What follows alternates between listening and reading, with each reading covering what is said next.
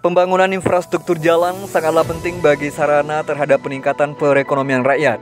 Dalam hal ini, pengusaha lokal juga kecipratan rezeki dengan adanya berbagai macam proyek strategis dari pemerintah pusat tersebut.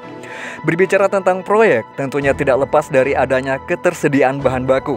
Namun sangat disayangkan banyak terjadi penyimpangan oleh pengusaha nakal yang hanya mencari keuntungan sesaat saja, tanpa memikirkan faktor kerusakan ekosistem dan lingkungannya.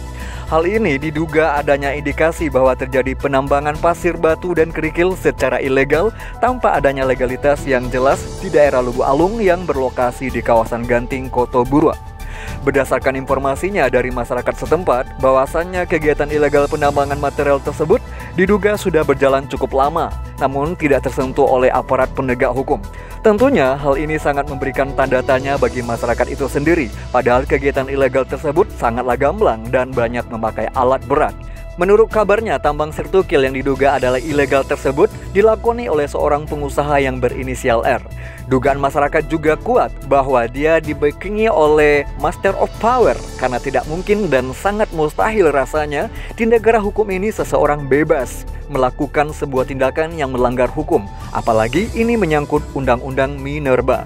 Sementara itu, salah seorang pemuka masyarakat mengatakan bahwasanya penambang ilegal di Kabupaten Padang Pariaman sangat marah dan diduga juga ada campur tangan oknum-oknum di sana, seperti di lokasi Tarok Kayu Tanam, Simpang Lintas, Bala Hilir Pelayangan, Bala Hilir Utara, Tarok Kecamatan 6 Lingkungan, sementara yang lainnya di Nagari Bala Hilir. Semua ini terjadi karena kebutuhan material yang sangat banyak untuk proyek strategis tol Padang Pekanbaru, ujarnya. Namun bila ini memang benar adanya, maka seharusnya pemerintah beserta stakeholder yang terkait mencarikan solusi agar penambangan ilegal material sirtukil di Kabupaten Padang Pariaman tersebut bisa diberikan payung hukum yang sifatnya sementara, guna memenuhi kebutuhan proyek strategis tersebut agar bisa memberikan pemasukan PAD secara legal kepada pemerintahan Kabupaten Padang Pariaman. Sementara saat ini seluruh barang yang masuk ke proyek tol tersebut semuanya dikenakan pajak. Namun anehnya yang menjadi pertanyaan, mengapa bisa barang material dari penambangan ilegal bisa dibayarkan pajaknya? Ulasnya kepada awak media. Selain untuk mengisi kebutuhan proyek strategi nasional, sirtukil ilegal tersebut diselenggarai juga untuk mensuplai kebutuhan Stone Cruiser PT Statika yang bergerak dalam bidang pekerjaan jalan. Artinya pihak perusahaan tersebut juga terindikasi menampung barang galian C yang berasal dari penambangan ilegal.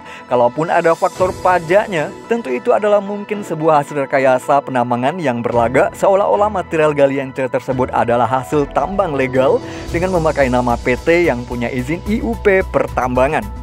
Pihak penegak hukum seharusnya membongkar praktek rekayasa faktur pajak tersebut, karena berdasarkan informasi yang didapat dari Dinas ESDM Sumbar tentang keberadaan perusahaan yang memiliki izin legalitas untuk penambangan material seperti sirtukil atau batuan, saat ini hanya ada 2 perusahaan saja, yaitu PT GAP dan PT BEN.